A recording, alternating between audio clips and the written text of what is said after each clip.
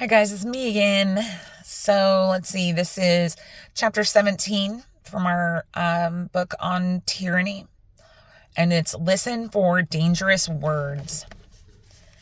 Be alert to the use of the words extremism and terrorism.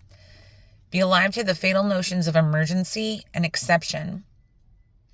Be angry about the treacherous use of patriotic vocabulary.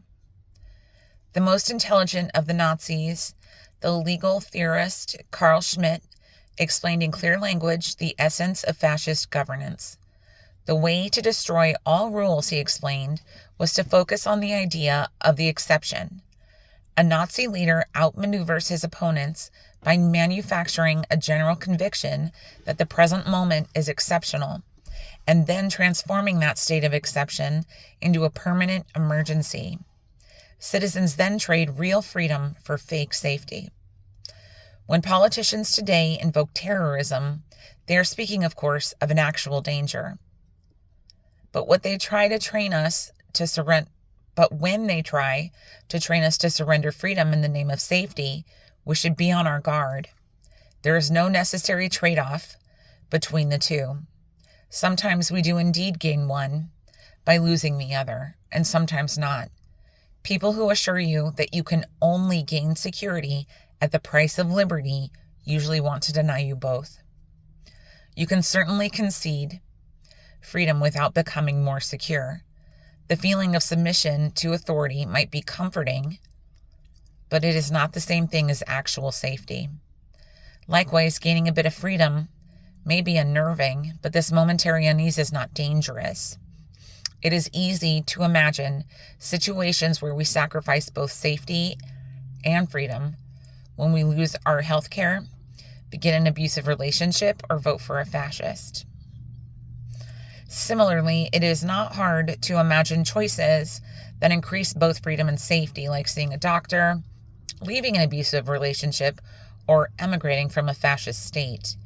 It is the government's job to increase both freedom and security.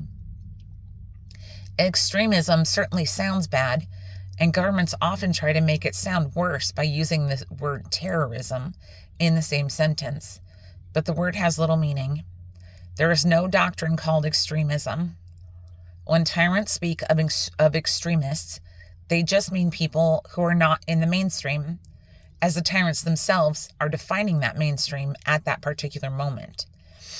Dissidents of the 20th century, whether they were resisting fascism or communism, were called extremists. Modern authoritarian regimes, such as Russia, use laws on extremism to punish those who criticize their policies. In this way, the notion of extremism comes to mean virtually everything except what is, in fact, extreme. Tyranny. Oh, okay, I have notes on this one. Okay. We should all by now know that Trump is just waiting to declare martial law. It will probably be some orchestrated event. By now it's apparent the Project 2025 is the fascist plan.